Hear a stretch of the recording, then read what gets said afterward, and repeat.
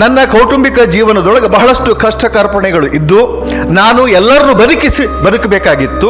ಎಲ್ಲರಿಗೂ ರೊಟ್ಟಿ ತಿನ್ನಿಸಿ ಆಮೇಲೆ ತಿನ್ನಬೇಕಾಗಿತ್ತು. ಎಲ್ಲರನ್ನೂ ಸಾಕಿ ಜೀವಂತಿಟ್ಟು ಏನಾರ ಸಾಧನೆ ಮಾಡಬೇಕಾಗಿತ್ತು. ನಾನು ಒಬ್ಬನ ಆಗಿಬಿಡುನು ಅಂಥೇಳಿ ಹೋಗಿ ಬಿಟ್ಟಿದ್ರೆ ಬೆಂಗಳೂರಿಗೆ ಏನೋ ಆಗಿರ್ತಿದ್ದೆ, ಏನೋ ಆಗಿ ಯಾವುದೋ ಒಂದು ರಾಜ್ಯದಾಗ ಇರ್ತಿದ್ದೆ. ಆದ್ರೆ ನೋಡಕ್ಕೆ ನಮ್ಮವ್ವ ಇರ್ತಿದ್ದಿಲ್ಲ, ನಮ್ಮ ಅಣ್ಣ ತಮ್ಮ ಇರ್ತಿದ್ದಿಲ್ಲ, ಯಾರೂ ಇರ್ತಿದ್ದಿಲ್ಲ.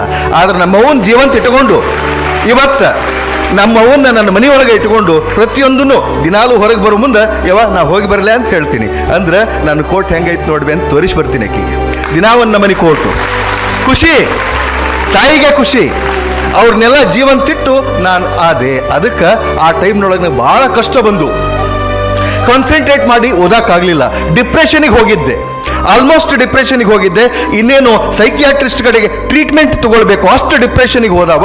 ಮತ್ತು ಮೇನ್ ಸ್ಟ್ರೀಮಿಗೆ ಬಂದು ಅಭ್ಯಾಸ ಮಾಡಿ KS ಚಲೋ ರ್ಯಾಂಕ್ ಬಂತು. ಚಲೋ ರ್ಯಾಂಕ್ ಬಂದು ಚಲೋ ಮಾರ್ಕ್ಸ್ ಬಂದು AC ಆದ್ರೇನು ಅದೇನು ಕೇಡಾಗೋದಿಲ್ಲ, ಮುಂದೊಂದು ದಿವಸ IAS ಆಗ್ಬೋದು ಅಂಥೇಳಿ 28 ವರ್ಷ ಸರ್ವಿಸ್ ಸಿಕ್ಕರೆ 12 ವರ್ಷ KS, 16 ವರ್ಷ IAS ಸರ್ವಿಸ್ ಸಿಕ್ಕತ್ತೆ ನಮಗೆ.